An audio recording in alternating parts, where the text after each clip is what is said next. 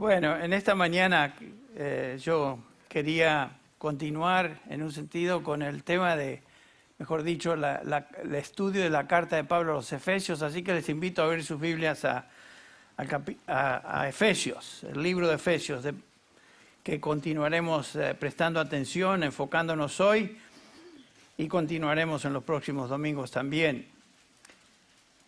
Varios meses han transcurrido desde que estudiamos esta epístola, así que vamos a hacer un repaso resumido de lo que hemos visto hasta hoy para introducirnos una vez más al tema general. Y usaremos este estudio hoy, este repaso, como trasfondo a la Santa Cena, que es justamente la celebración y la proclamación del sacrificio de Cristo en la cruz. Esta salvación tan grande de la cual habla el apóstol Pablo en una forma increíble aquí en Efesios. Y quisiera también repasar este material para bien de aquellos que son nuevos en nuestra congregación. Ustedes recuerdan, la semana pasada pedí que levantaran la mano los que habían llegado a nuestra iglesia en el último año en particular.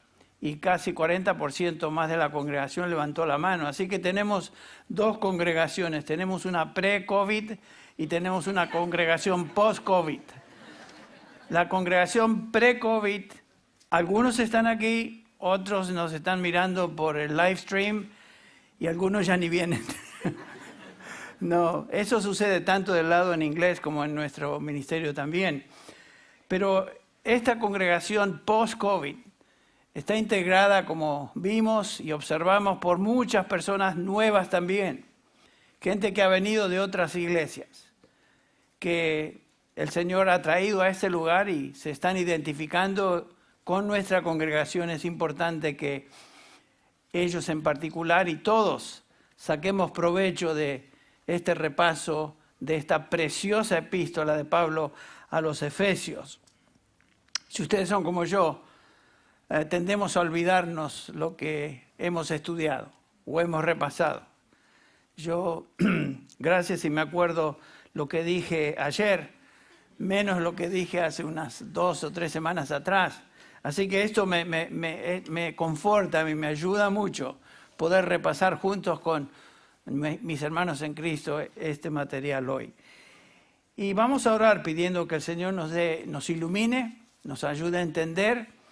Y me gustaría usar la oración de Pablo aquí en Efesios 1, del 17 al 19, como nuestra oración, donde dice así: que los ojos de nuestro corazón sean iluminados para que sepamos cuál es la esperanza de su llamamiento, cuáles son las riquezas de la gloria de su herencia en los santos, y cuál es la extraordinaria grandeza de su poder para con nosotros los que creemos, conforme a la eficacia de la fuerza de su poder, el cual obró en Cristo cuando le resucitó de entre los muertos y le sentó a su diestra en los lugares celestiales.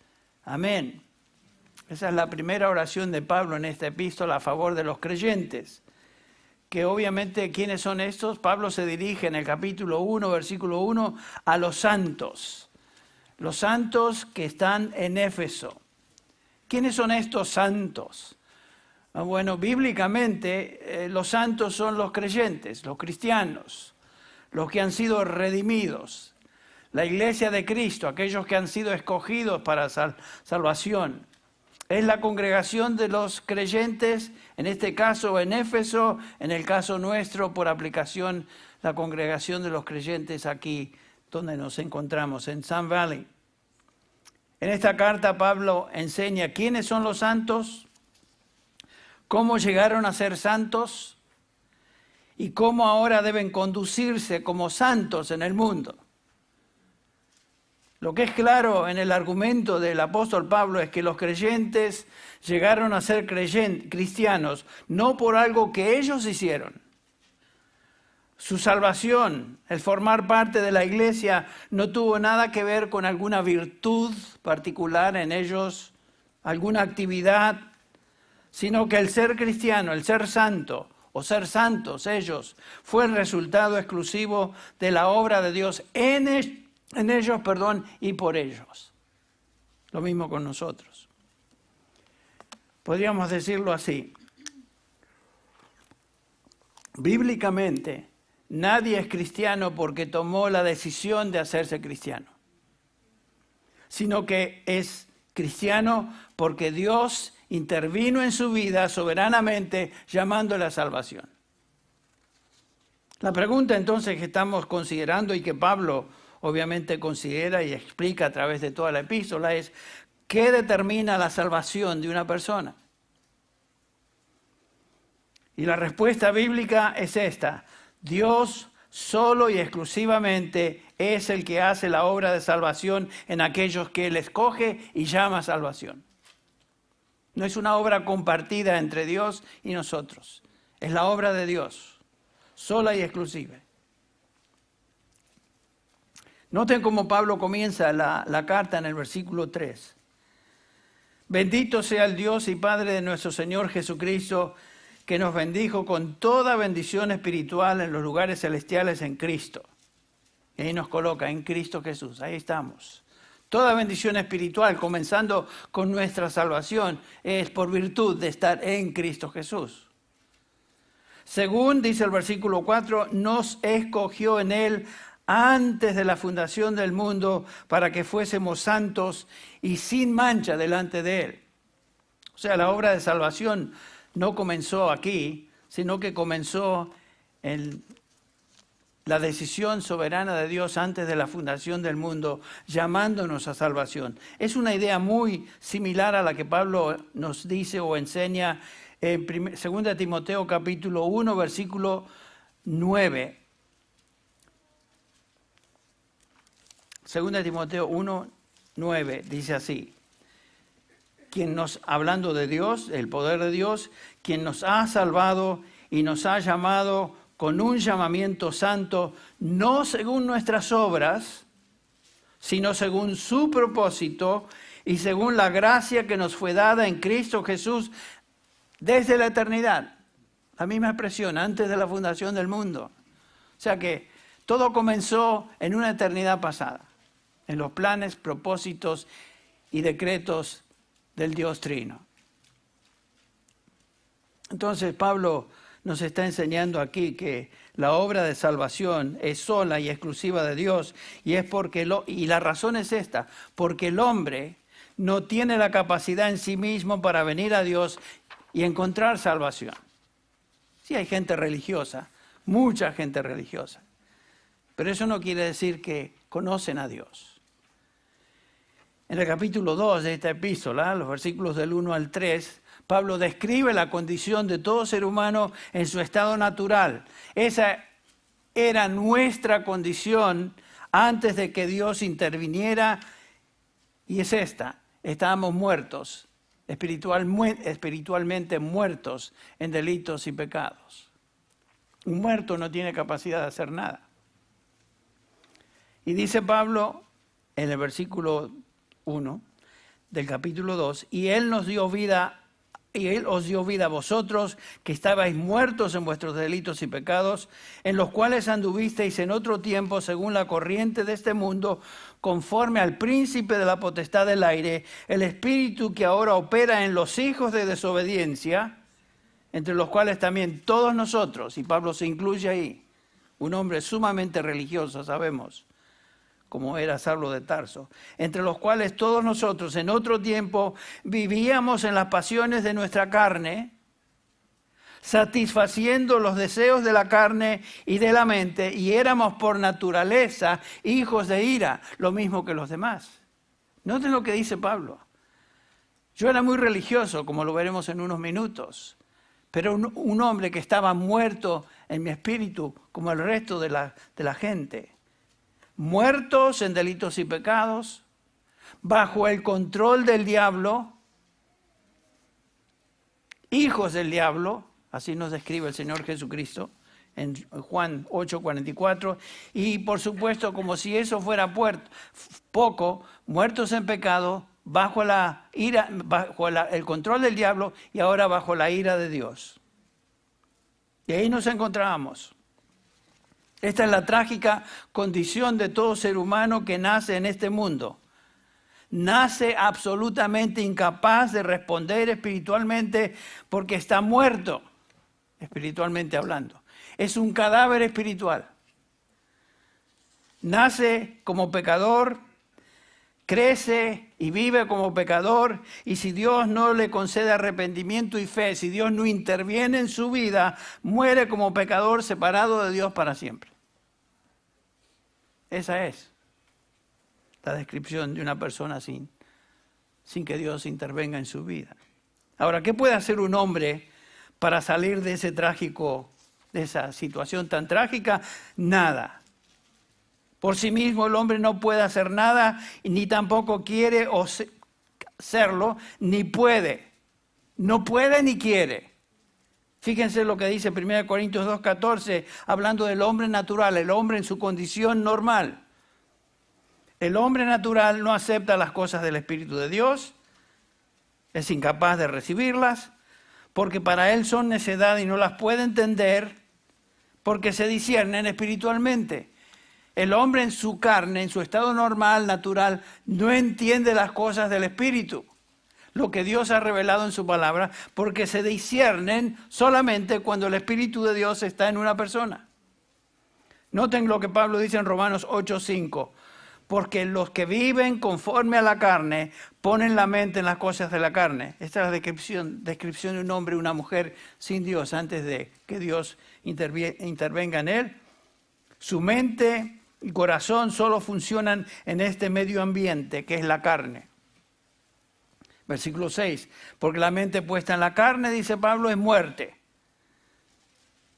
Ya que la mente puesta en la carne es enemiga de Dios. Porque no se sujeta a la ley de Dios, pues ni siquiera puede hacerlo. No podemos predicarle a la gente esperando que van a ser obedientes a Dios cuando no han sido transformados por el Espíritu de Dios. No pueden. Ni quieren ni pueden. Dice Pablo, ni siquiera pueden hacerlo. Y los que están en la carne no pueden agradar a Dios. No importa cuán religiosos sean. El hombre en su condición natural es enemigo de Dios. No se sujeta a la ley de Dios y lo que Dios revela en su palabra. No puede hacerlo y en su carne, que es el único medio ambiente donde él funciona, ya que su espíritu está muerto, en su carne, este hombre en su estado natural jamás podrá agradar a Dios. Un pasaje paralelo a Efesios 2, del 1 al 3, es lo que Pablo nos dice en Romanos 3, versículos 10 al 18.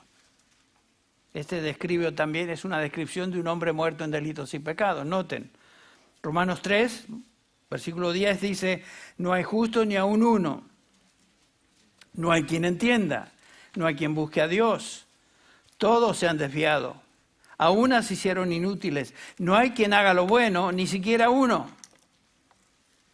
Sepulcro abierto es su garganta, engañan de continuo con su lengua, veneno de serpientes hay bajo sus labios, llena está su boca de maldición y amargura, y la senda de paz no han conocido. No hay temor de Dios delante de sus ojos. Fíjense si eso no describe a la gente, en general. Ese es el problema fundamental del hombre. Está espiritualmente muerto y en su carne es absolutamente insensible a Dios. Otra vez la pregunta, ¿cómo puede un hombre salir de esa condición? Bueno, él mismo no puede hacerlo. Un muerto no puede darse vida. La respuesta bíblica es, solo Dios puede hacer esto, Dios tiene que intervenir en esa vida, en ese hombre. Y claramente Pablo enseña esta verdad en esta epístola de Efesios de una manera singular.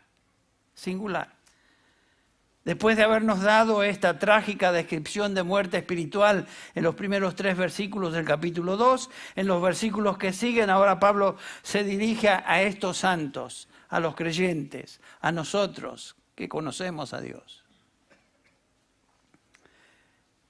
Pero Dios, dice el versículo 4, que es rico en misericordia, por causa del gran amor con que nos amó, aun cuando estábamos muertos en nuestros delitos, nos dio vida juntamente con Cristo. Por gracia habéis sido salvados. Y con Él nos resucitó y con Él nos sentó en los lugares celestiales en Cristo Jesús. Y aquí Pablo está hablando de nuestra unión con Cristo. Desde el momento de salvación, el momento que somos regenerados y transformados, somos incluidos por el bautismo del Espíritu Santo en Cristo Jesús. Con Él morimos, capítulo 6 de Romanos, con Él hemos sido sepultados, con Él hemos sido resucitados y ahora estamos con Cristo Jesús en los lugares celestiales. Pero ¿cómo llegamos a esa posición tan bendita? Dios intervino. Él nos dio vida a los que estábamos espiritualmente muertos. Y esto es lo que Dios hace en nosotros. Y Pablo dice, Dios nos dio vida, nos regeneró, nacimos de nuevo. Él nos trasladó, como dice Pablo en Colosenses 1:13, del reino de las tinieblas al reino de su amado Hijo. Todo es obra de Dios. Él intervino. Ahora, otra vez la pregunta, ¿hicimos algo nosotros en esa bendita transformación? ¿Qué vamos a hacer si estábamos muertos? Todo lo que traemos a la mesa para contribuir es pecado. ¿Qué vamos a hacer? Nada. Claramente la salvación, nos dice Pablo, fue y es por pura gracia de Dios, sin ningún mérito u obra nuestra para contribuir nada. Versículos 8 y 9 de este capítulo 2 de Efesios, porque por gracia habéis sido salvados por medio de la fe, y esto no de vosotros, sino que es don de Dios, no por obras para que nadie se gloríe, para que nadie se jacte. La conclusión es que si somos santos, si somos salvados, si somos redimidos, si somos miembros del cuerpo de Cristo, su iglesia, es porque Dios lo hizo. En el versículo 10, este capítulo 2, Pablo resume esa realidad cuando dice, porque somos hechura suya. Somos la obra maestra de Dios, creados en Cristo Jesús para buenas obras, las cuales Dios preparó de antemano para que anduviésemos en ellas. Todo en la salvación de sus santos es entonces obra de Dios. Somos hechura suya.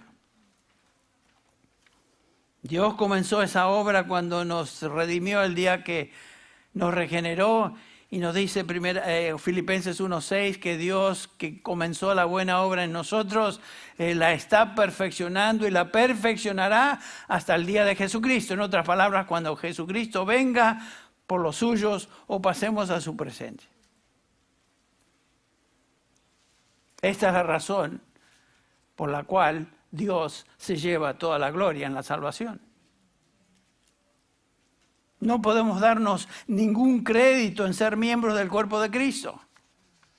Su iglesia, que está compuesta de los redimidos, tanto judíos como gentiles, Él nos escogió, dice Pablo, antes de la fundación del mundo, pero ahora nos colocó en Cristo Jesús. Cuando Él nos salvó, nos redimió, nos dio vida.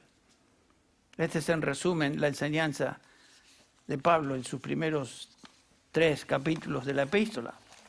Ahora otra vez, hago la pregunta. ¿Qué es lo que te hizo cristiano? Me dirijo a ti. Aquí tenemos una linda congregación, un buen número de hermanos. La mayoría de ustedes son redimidos, me imagino. Sé. Somos hijos de Dios, somos santos. Pero siempre que hay un grupo de personas, es posible que en el grupo haya alguno que piensa que es cristiano, pero no es cristiano. Porque el ser cristiano demanda nuevo nacimiento, regeneración, seguido obviamente por obras que corresponden a un cristiano, que es lo que el resto de la epístola nos enseña, que no estaremos observando eso hoy. Pero la salvación, podemos definitivamente decir, Pablo responde, ¿Qué depende? Te hago la pregunta, ¿de qué depende tu salvación? Y Pablo nos responde categóricamente, no es de ti, y la razón es para que no te gloríes.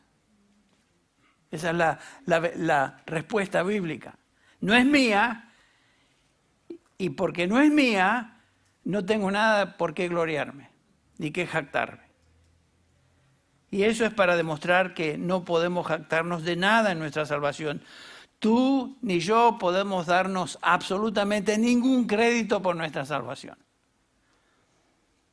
Pensemos en esto, o piensa en esto. ¿Estás entreteniendo la idea de que tu salvación de alguna manera es tuya y que tú decidiste hacerte cristiano? ¿Existe en ti la noción de que de alguna manera tú has contribuido con algo a tu salvación? Si ese es el caso, tú tienes entonces de qué jactarte, de qué gloriarte. Pero Pablo nos dice que la salvación no es de nosotros, no es por obras, para que nadie, absolutamente nadie, se gloríe, se jacte de eso. Este pasaje nos enseña que si alguien se jacta en algo que contribuya a su salvación, está negando entonces la gracia de Dios. Porque por gracia hemos sido salvados. Pablo está diciendo lo mismo en Romanos 3 que leímos en nuestra lectura devocional. Pablo está diciendo que la justicia de Dios que viene por la fe en Cristo Jesús es sin obras.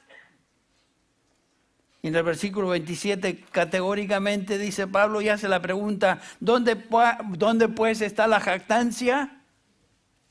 Queda excluida. Dios jamás va a aceptar a una persona que viene a Él diciendo, bueno, al fin y al cabo yo tuve una partecita en la salvación. Eso es jactancia, queda excluida, dice Pablo. Cualquier cosa que te haga orgulloso en cuanto a tu salvación y te dé motivo de jactarte o gloriarte, queda absolutamente excluido. ¿Se acuerdan la exhortación o la enseñanza de Pablo a los Corintios? 1 Corintios 1, dice el versículo 26, considera, hermanos, vuestro llamamiento, o vuestra salvación, podríamos decir, vuestro llamamiento a salvación. No hubo muchos sabios conforme a la carne, ni muchos poderosos, ni muchos nobles, sino que Dios ha escogido lo necio del mundo para avergonzar a los sabios. Y Dios ha escogido lo débil del mundo para avergonzar a lo que es fuerte. Y lo vil y despreciado del mundo ha escogido Dios lo que no es para anular lo que es. Ven, está hablando de la jactancia ahí. Dice el versículo 29. ¿Por qué hizo Dios todo esto? Porque es que Él nos escogió, porque es que Él llevó a cabo todo lo que tiene que ver con nuestra salvación, para que nadie se jacte, dice el versículo 29, para que nadie se jacte delante de Dios. Y el versículo 30 concluye, mas por obra suya. ¿Se acuerdan lo que dice Efesios 2? Somos hechura suya. Aquí dice, por obra suya, obra de Dios, estáis vosotros en Cristo Jesús, el cual se hizo para nosotros sabiduría de Dios y justificación y santificación y redención. Y el versículo 31, para que tal como está escrito, y remacha aquí el apóstol Pablo, el que se gloría, gloríese en el único que es digno de gloria. Gloríese en el Señor. Eso debe golpear a nuestro orgullo y nuestra tendencia de pensar que de alguna manera nuestras buenas obras, nuestra buena conducta, algo va a ser meritorio ante Dios. Imposible. Una y otra vez, Pablo subraya la imposibilidad de conectar nuestra salvación con algo que nosotros hacemos de tal manera que dé lugar a cierta jactancia. Y obviamente Pablo, recuerdan, Saulo de Tarso antes de venir a Cristo, era un hombre sumamente orgulloso y jactancioso de su religión. Tal vez de todos era el más orgulloso. pero el Señor intervino en su vida, en camino a Damasco, ustedes recuerdan.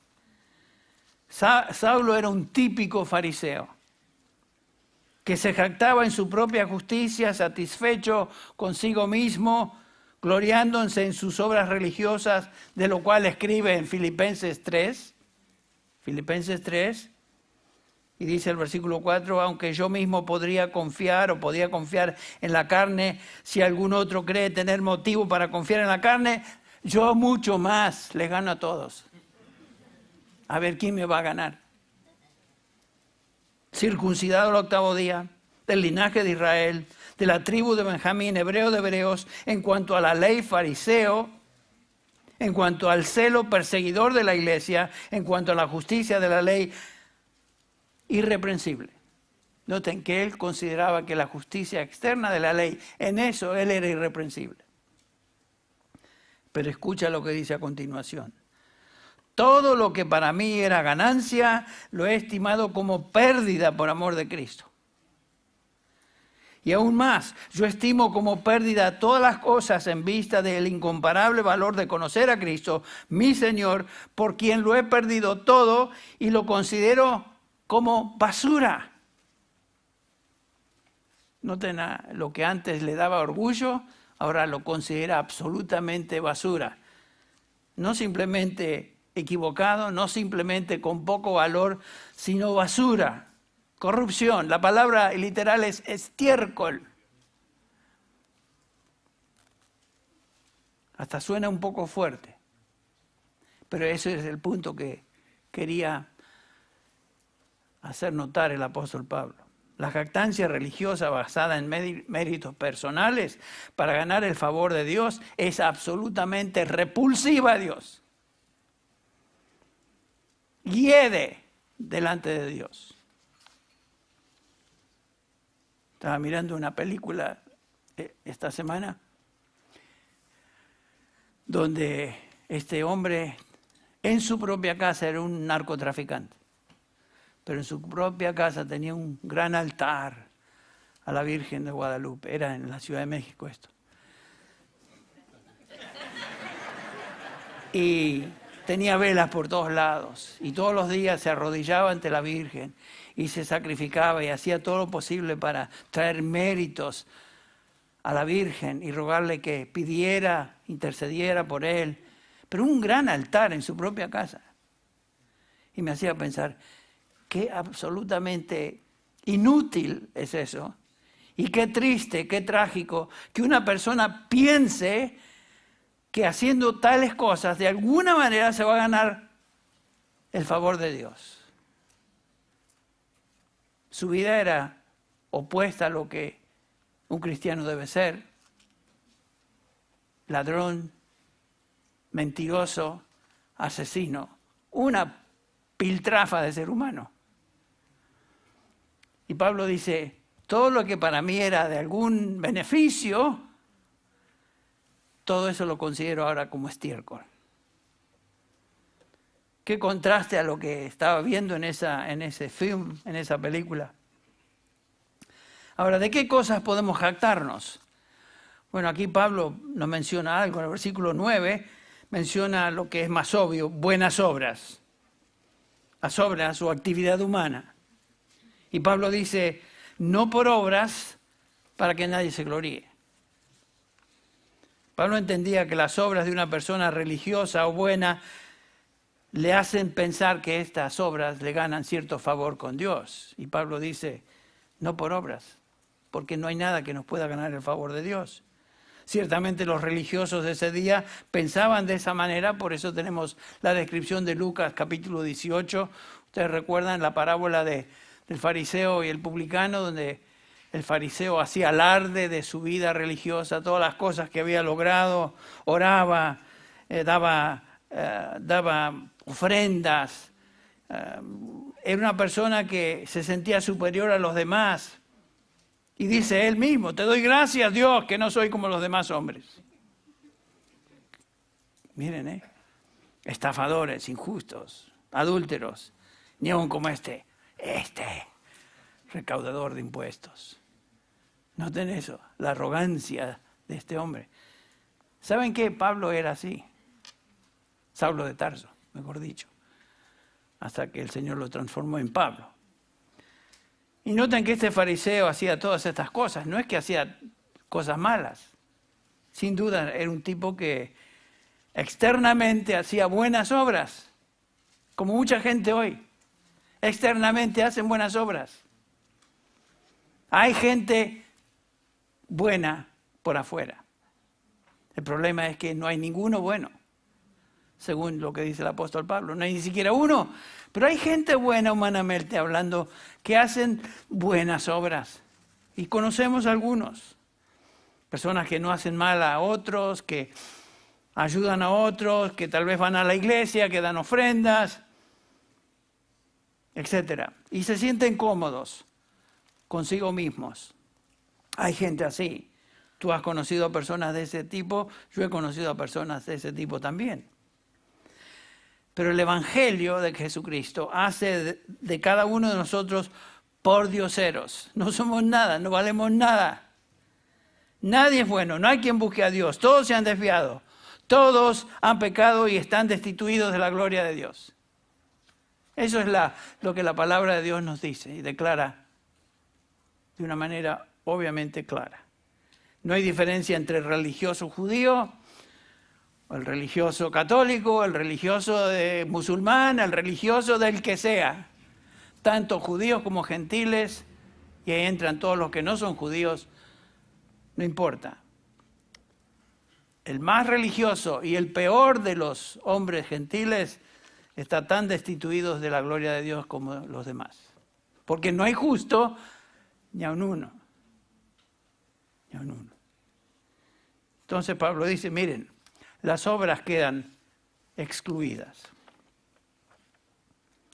En Romanos 3:20, Pablo dice lo siguiente, lo leímos. Porque por las obras de la ley, ningún ser humano será justificado delante de él. Las obras de la ley no fue dada para que cumplamos las obras de la ley y ser salvos, porque nadie puede cumplir la ley.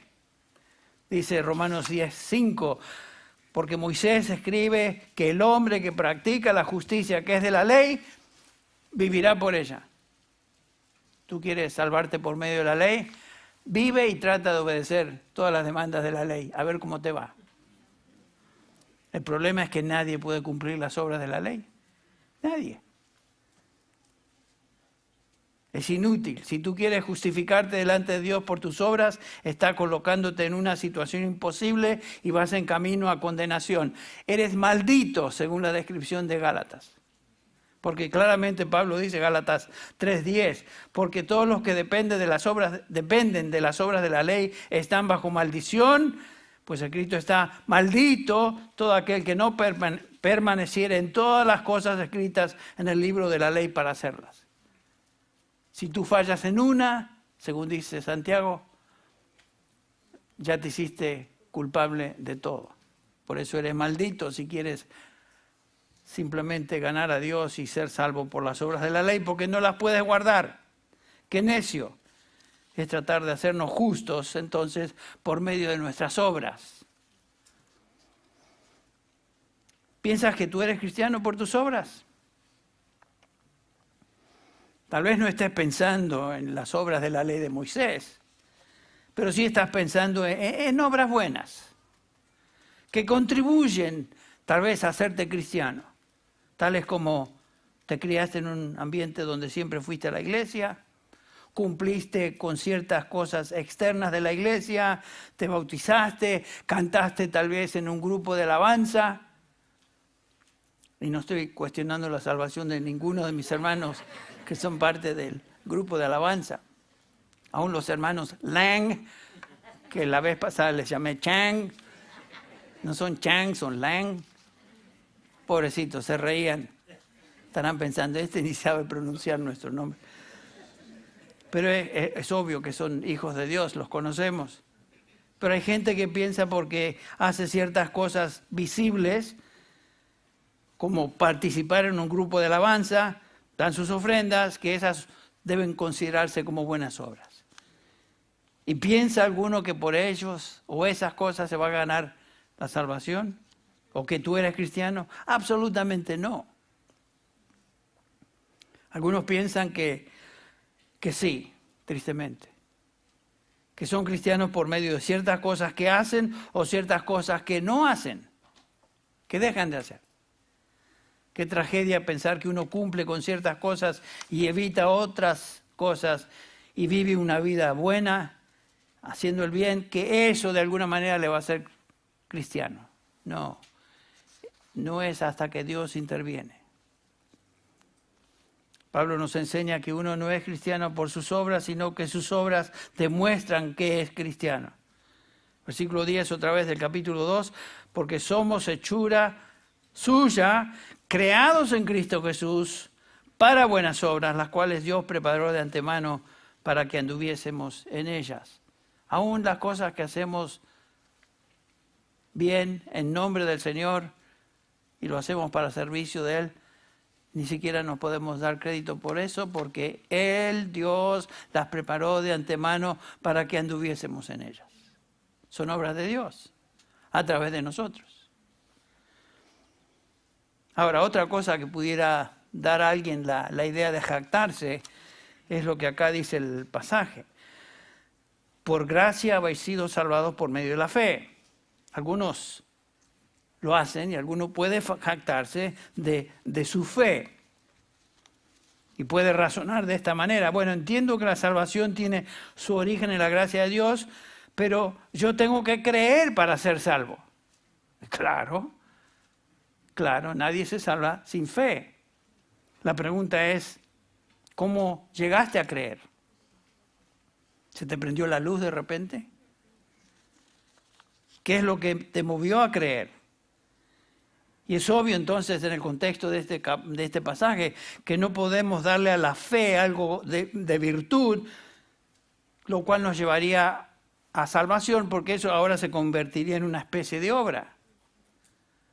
Ni siquiera podemos jactarnos de la fe, porque Pablo dice lo siguiente, otra vez, versículo 8, porque por gracia sois salvos por medio de la fe, escucha bien, y esto no de vosotros, pues es don de Dios. ¿A qué se refiere Pablo? Algunos dicen, bueno, se refiere a la fe exclusivamente, pero la fe en griego ahí es un femenino, pero Pablo usa un masculino, acá un neutral. La palabra es neutral. Esto no es de vosotros. No dice, esta no es de vosotros, esto no es de vosotros. Entonces, ¿a qué se refiere? Pablo está refiriéndose a la frase, porque por gracia sois salvos por medio de la fe. Por gracia sois salvos por medio de la fe. Todo en la salvación es por gracia, por medio de la fe. Todo es don de Dios. Todo. Aún el creer es don de Dios. Porque claramente Filipenses 1:29 dice, porque a vosotros se os ha concedido por amor de Cristo no solo creer en Él, se os ha concedido creer en Él, sino también sufrir por Él. El creer en Cristo para salvación es algo que Dios Padre concede en el momento de salvación. Viene del Espíritu Santo de Dios. Nada es de nosotros en la salvación. La fe en Cristo, el creer en Cristo, no nos nació porque se nos prendió la lamparita, ni salió motivado por nuestro propio esfuerzo, porque Pablo dice, no es de nosotros. Nos cuesta luchar con eso, ¿no es cierto? Porque de alguna manera, no. Yo tuve que creer, pero aún ese creer fue movido por Dios, su Espíritu, llevándote a esa convicción de creer. Recordemos, estábamos muertos, espiritualmente incapaces de responder a Dios, y un muerto no tiene la habilidad de creer. Porque la fe, según Gálatas 5:22, es fruto del Espíritu. La fe es fruto del Espíritu. Dice fidelidad, traducida tal vez en Reina Valera, pero literalmente dice la fe. ¿Puede un muerto responder a algún estímulo? No. ¿Por qué? porque está muerto. La fe no es fruto espiritual que resulta de tener vida. La fe es un fruto espiritual que resulta de tener vida. Entonces, lo primero que Dios hace al salvarnos, nos da vida, versículo 5 de este capítulo 2 de Efesios, aun cuando estábamos muertos en delitos y pecados, nos dio vida juntamente con Cristo, y como resultado de esa nueva vida instantánea que recibimos por el Espíritu Santo en la regeneración, ahora creemos el Evangelio. Pablo nos recuerda en 1 Corintios 2:14, lo leímos hace un rato, el hombre natural, o sea, uno que está espiritualmente muerto, no percibe las cosas que son del Espíritu de Dios, porque para él son locura y no las puede entender porque se han de discernir espiritualmente. Noten eso. Una persona sin el Espíritu de Dios no percibe las cosas del Espíritu. No percibe. Pablo nos dice que por obra suya, obra de Dios, 1 Corintios 1:29, obra de Dios, versículo 30 de 1 Corintios 1, es obra de Dios. Para que nadie se jacte delante de Dios. Entonces es por obra de Dios que estáis vosotros en Cristo Jesús, dice Pablo. En el versículo 8 de Efesios 2, regresamos ahí, Pablo está enseñando entonces que la fe no es de nosotros. Nosotros no contribuimos nada para nuestra salvación, ni siquiera en el punto vital de la fe por medio de la cual recibimos salvación.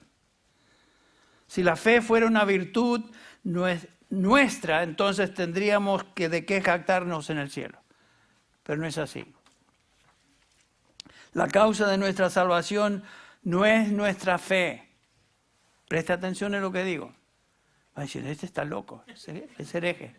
La causa de nuestra salvación no es nuestra fe. La causa de nuestra salvación es la gracia de Dios en el Señor Jesucristo. Esa es la causa de nuestra salvación. La causa de nuestra salvación se encuentra en Dios, quien dio a su Hijo para morir en la cruz como paga de nuestro pecado. El origen de nuestra salvación, la causa de nuestra salvación es de Dios. Él nos escogió antes de la fundación del mundo. Él nos concede la habilidad y el deseo, tanto el querer como el hacer, y la fe para recibir y abrazar el Evangelio de Jesucristo. Es de Él, es obra de Él.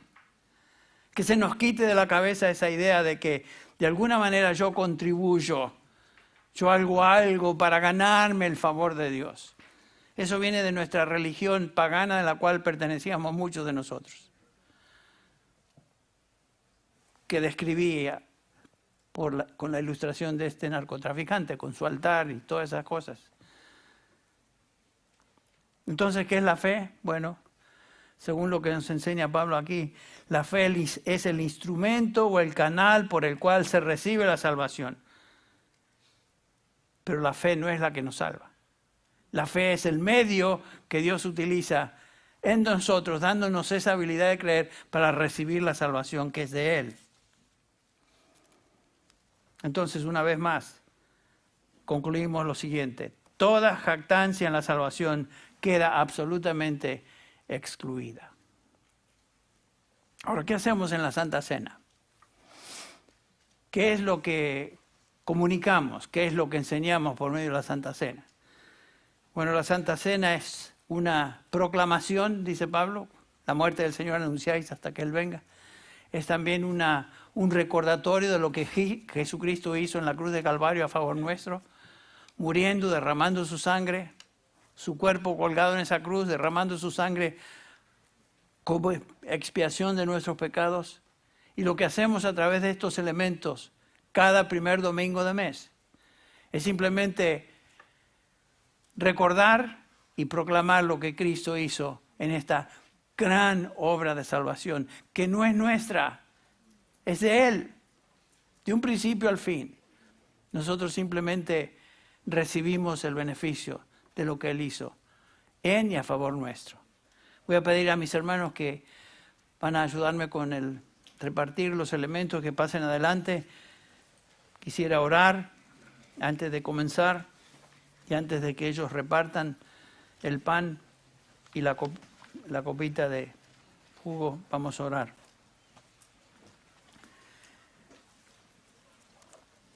Señor, te damos gracias en esta mañana por haber sido expuestos de una manera tal vez rápida y superficial de la obra de Cristo en la cruz. Te damos gracias, Señor, por este concepto de que la salvación es tuya, que no es algo que nosotros podemos lograr por nosotros mismos ni por medio de nuestras obras. Y te damos gracias porque, Señor, tú tuviste misericordia de nosotros cuando nos viste en nuestra condición, pecadores, enemigos tuyos, muertos en delitos y pecados, sin nada virtuoso en nosotros. Sin embargo, tú nos salvaste. Y definitivamente fue por pura gracia. Y de alguna manera que no logramos entender, por medio de tu Espíritu nos llevaste a creer el Evangelio, a abrazar el Evangelio y a experimentar salvación. Te damos gracias por eso, Padre.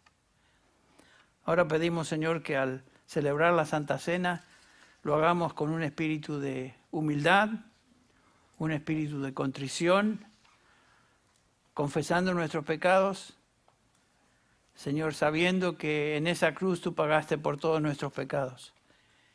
Y gracias, Señor, porque esa declaración preciosa de Romanos 8:1, que no hay ahora condenación para los que están en Cristo Jesús.